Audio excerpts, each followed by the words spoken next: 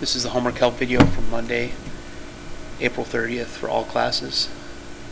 We learned scientific notation today. The first set of problems on the homework asked you to write each number in standard notation. They give you the number in scientific notation, you have to change it to standard notation.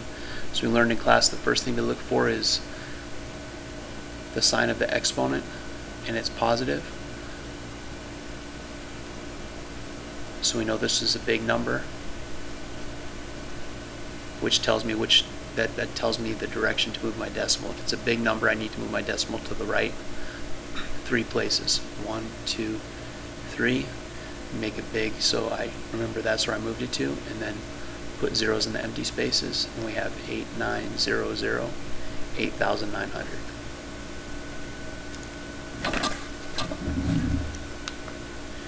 Problem 3 on the homework. Again, we're taking the number in scientific notation and writing it in standard notation. So this time we have a negative exponent.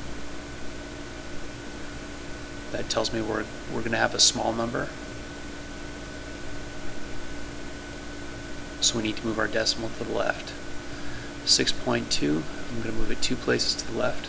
1, 2, put a 0 in the empty space, and our answer is 0.062 or 62 thousandths. And I'm going to put that leading 0, just a good habit to be in. It's not necessary though.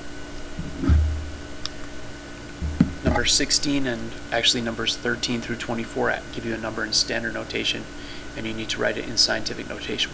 We're just going to do the same steps we did in the last couple problems in reverse. This is a big number, so I know my exponent will be positive. My decimal is not in sight, so it's on the right. I need to move that decimal until I get a number between 1 and 10. And that's 100.6, 10 and 6 hundredths. This is 1 and 6 thousandths, 1.006. And we moved it 1, 2, 3 spaces. So times 10 to the third, because we said the exponent would be positive because we started with a big number. Now you can do the steps we did in the last couple problems to reverse back to standard notation to double check your work if you want. It's not a bad idea. This number is a small number. When I say big or small, I mean relative to 1. It's much less than 1. The other number was much greater than 1. So in this case our exponent will be negative. So we just need to remember that. Let me rewrite this. 0.0061, 61 10,000ths. I need to move that decimal until I get a number between 1 and 10. Right now it's 61 thousandths, 61 hundredths, 6 and 1/10, 6.1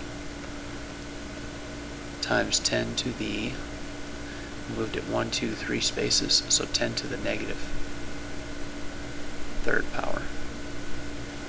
6.1 times 10 to the negative third, scientific notation. Okay, I hope that helps. I'll see you in the morning.